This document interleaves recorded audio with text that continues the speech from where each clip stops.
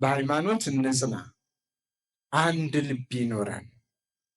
የሃይማኖት ልብ አንድ ሲሆን ነው ጥሩ አይደለም። የሃይማኖት የቤተሰቡ ልብ አንድ ልብ ካልሆነ አባወራው ለብቻ የሚያስብ ከሆነ፣ እማወራዋ ለብቻዋ የምታስብ ከሆነ፣ ልጆች ለብቻቸው የሚያስቡ ከሆነ፣ የአንዱ ሀሳብ ከሌላው ሀሳብ የሚጋጭ ከሆነ ቤቱ ቤት ሊሆን አይችልም። ስለዚህ በአንድ ሀሳብ ተስማሙ ነው የተባለውና በአንድ ሀሳብ መስማማትን ሁልጊዜ ገንዘብ እናድርግ።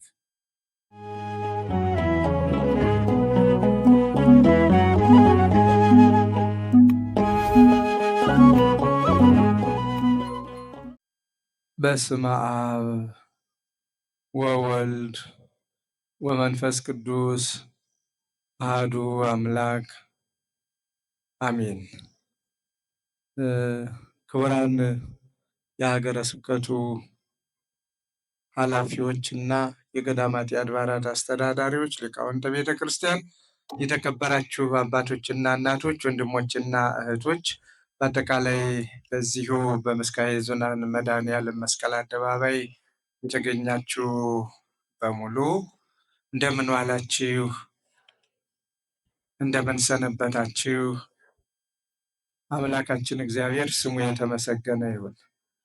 ብዙ ጊዜ ስለተቀመጥን ሌሎች እንደቆሙ ሁሉ ግድ የለም መድረኩ ላይ ያላችሁት ወንበሩም ይመቻል ይመስለኛል። ግድ የለም ሌሎቻችሁ ቀረብ ቀረብ ብላችሁ አብረን ትንሽ ደቂቃ ነው የምንቆይ።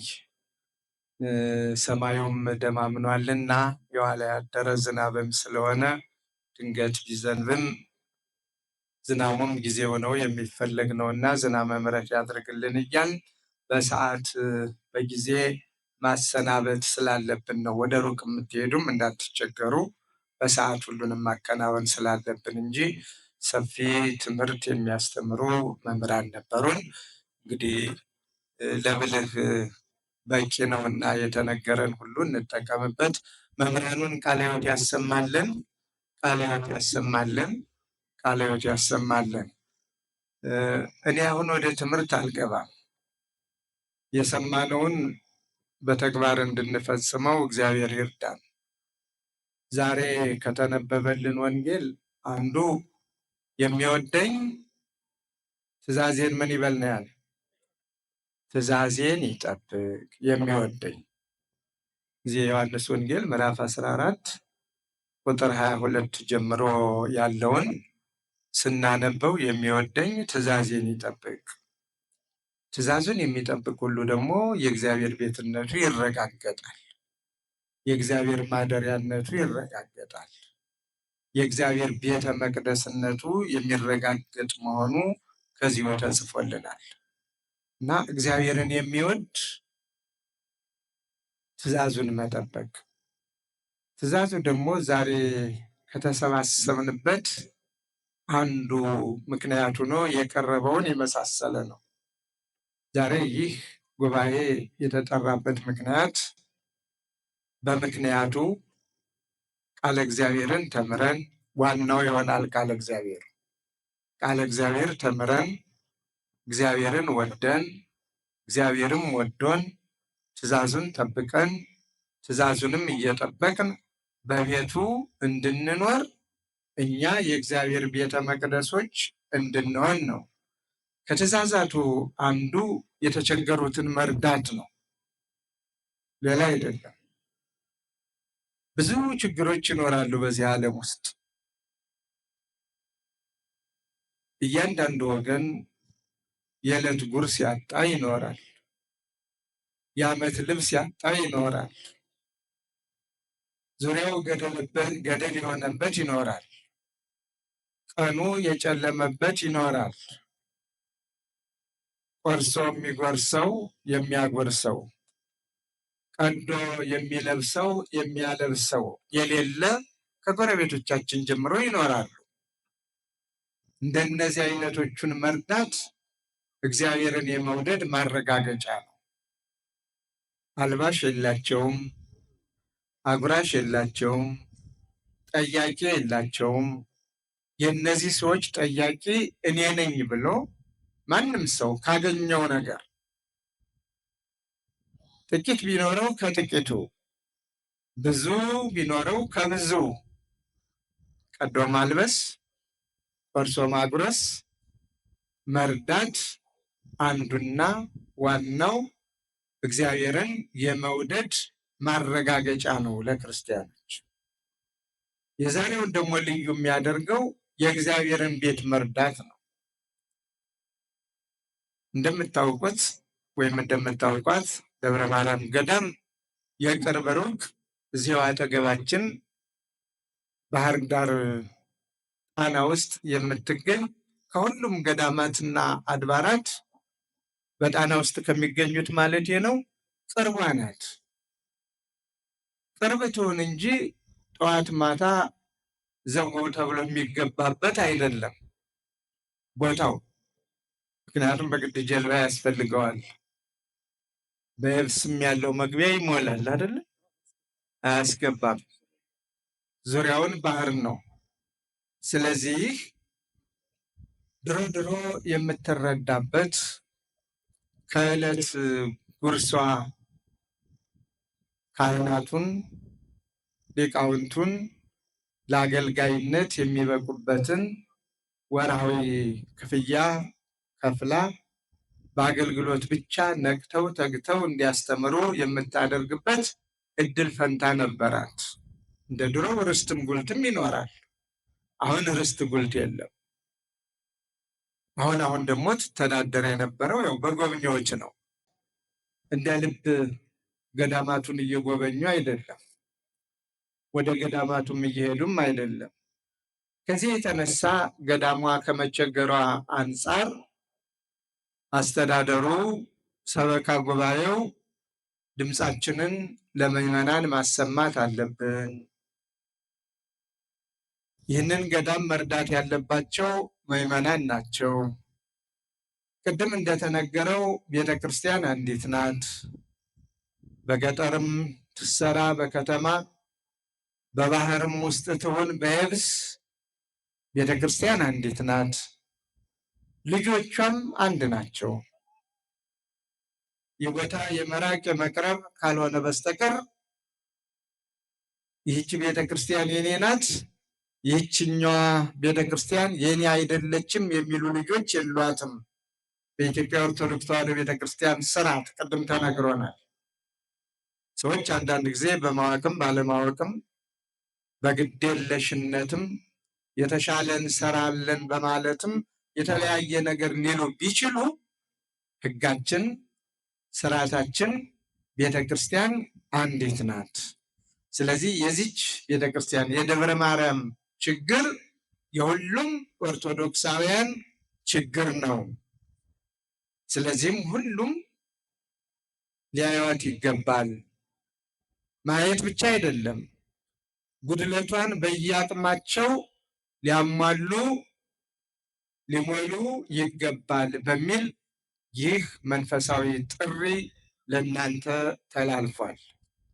እናንተም የእናት ቅድስት ቤተ ክርስቲያናችሁን ጥሪ ተቀብላችሁ በዚሁ በመስቀሉ አደባባይ በመስቀል የዙናን መድኃኔዓለም ተገኝታችኋል።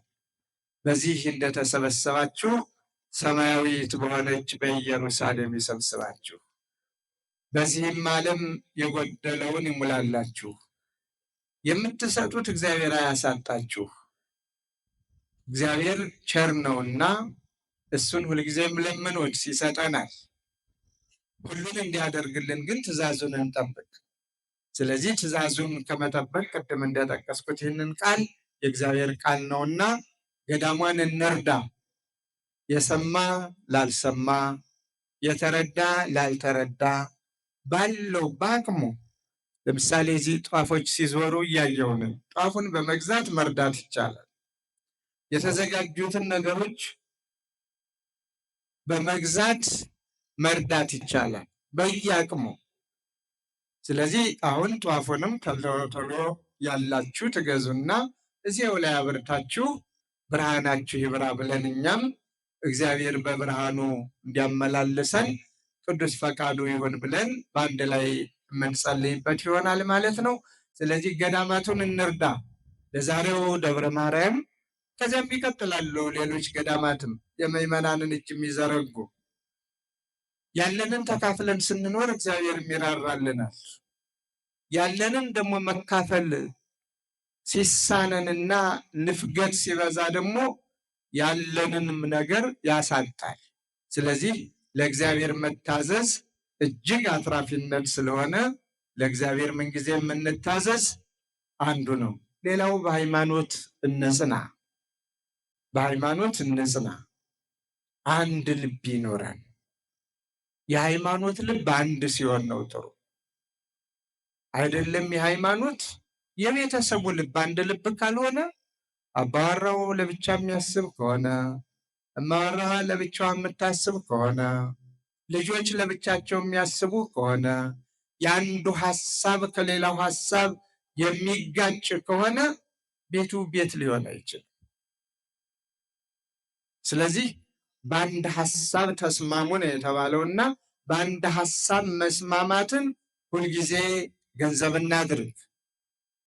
ቅድም በመምህራኑ ተነግሮናል። አበውም በብሂላቸው እንዳንድ ልብ መካሪ እንዳንድ ቃል ተናጋሪ ነው የሚሉት። በአንድ ልብ ሲመከር በአንድ ቃል ሲነገር የሁሉም ሀሳብ አንድ ይሆናል፣ ወጥ ይሆናል።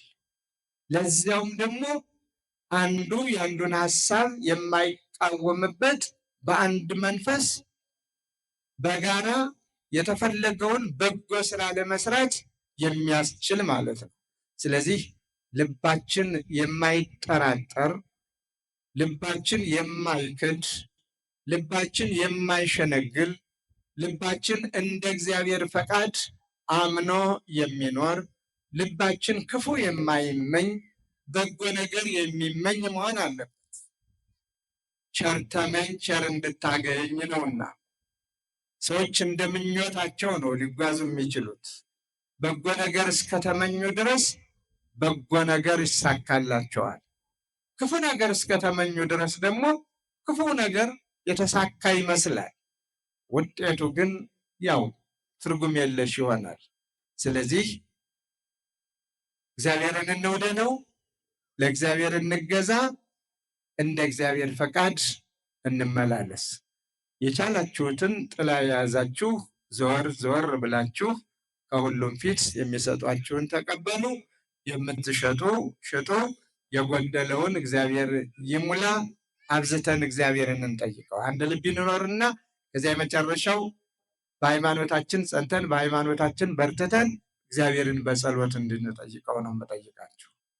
እግዚአብሔርን ሁልጊዜም በጸሎት እንጠይቀው። ጠዋትም ማታም ተኝተንም ተነስተንም በማንኛውም ጊዜ እግዚአብሔር ሰላሙን እንዲያበዛልን፣ ሰላሙን እንዲሰጠን፣ ችግሩን እንዲያስወግድልን፣ ሁሉን ነገር በሰላም ማንም ራበኝ ጠማኝ ተቸገርኩ የማይልበትን እግዚአብሔር ማሟላት ስለሚችል ስጦታውም የባህሪው ስለሆነ ሰው ቢሰጥ ዛሬ ላይ ሰጥቶ ቢሆን ነገ ሊማረር ይችላል፣ ሊጸጸት ይችላል፣ ብዙ ነገሮች ይገጥሞታል። እግዚአብሔር ግን ሰጥቶ አይጸጸትም፣ ሰጥቶም አያልቅበትም እና የስጦታ ባለቤት በስጦታችሁ ልክ እግዚአብሔር ይስጣችሁ፣ ተምኔታችሁን እግዚአብሔር ይፈጽምላችሁ።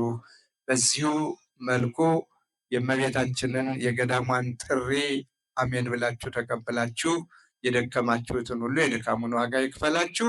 ይህንን ያዘጋጃችሁትንም እናመሰግናለን።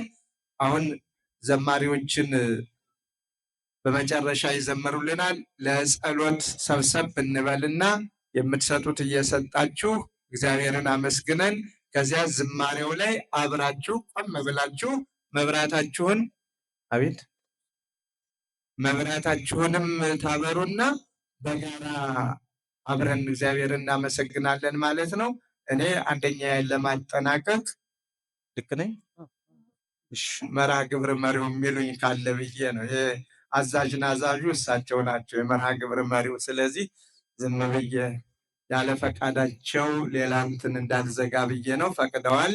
እግዚአብሔር የተመሰገነ ይሁን። በሉ የተቀመጣችሁ ተነሱ፣ የቀራቃችሁ ቅረቡ። እግዚአብሔርን በጸሎት እንለምነው።